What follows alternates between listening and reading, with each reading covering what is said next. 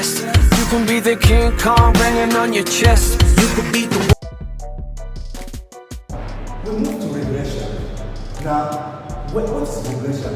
Regression is when we want to find a relationship between two quantitative variables.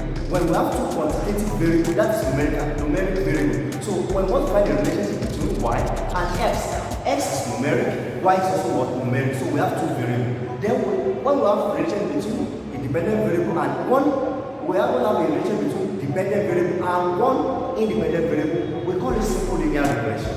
Now, when we want to establish a relationship between one dependent variable and more than one independent variable, then we call it multiple linear regression. So let's start. We're going to start with the linear equation, which is what we call a model. So we have y is equal to, we have beta naught,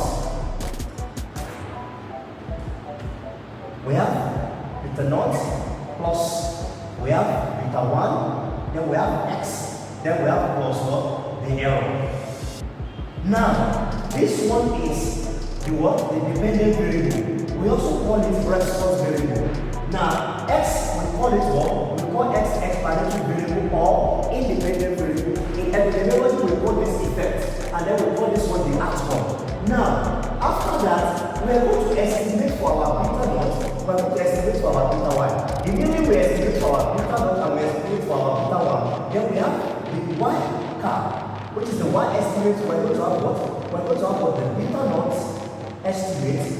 Then we have what? Plus the beta 1 estimate, and then we have what? We have x. But at that time, we are no longer having this error again, because what error will have disappeared once we do the estimation.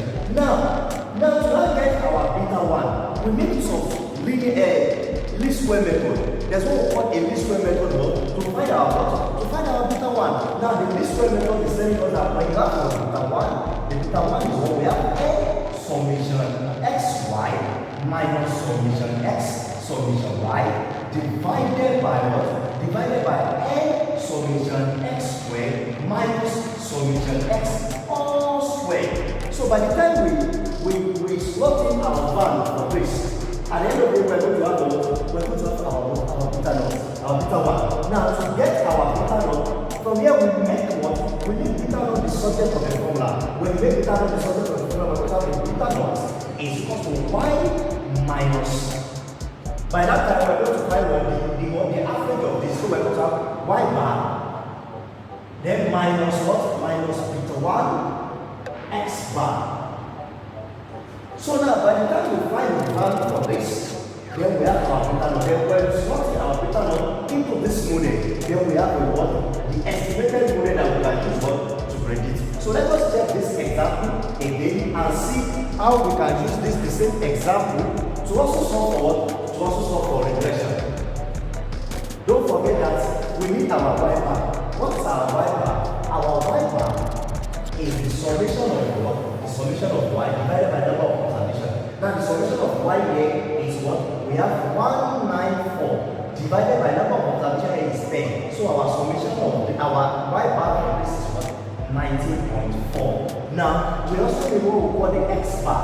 Our x bar is we have the summation of x divided by n. So which is what? We have 223 divided by 10, and this one we're going to have 22.1.3. That's our x bar. Now let us now move to get our beta 1. Now to get our beta 1, we are going to slot in every value that we have. Now we've calculated for our xy, which is this. So we're going to slot them into this value, and then we're going to have our beta 1. If we check this now, to get my y bar is summation of y divided by n, which is from our our example, we have 194 for summation of y divided by n, we're going to have 19.5. Then for x bar, we're going to have 22.3. Now, my beta 1, the beta 1 now is our what? We're going from that our formula, we're going to have 10 times what?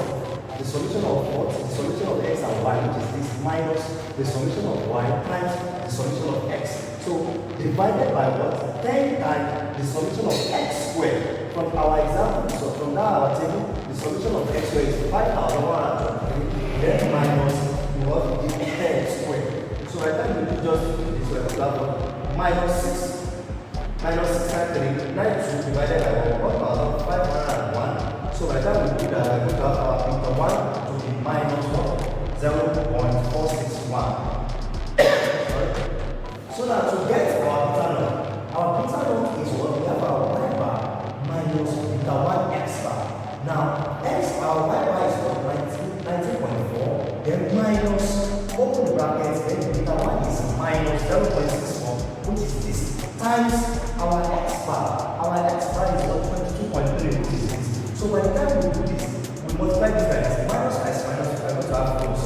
This multiplied by 2, we're going to have 10.2803. So by the time we add them together, we're going to have 29.6803. Now let's try to return everything back to our initial equation that we want to estimate. So now the estimated y is now what the beta naught is this minus we have what the beta naught is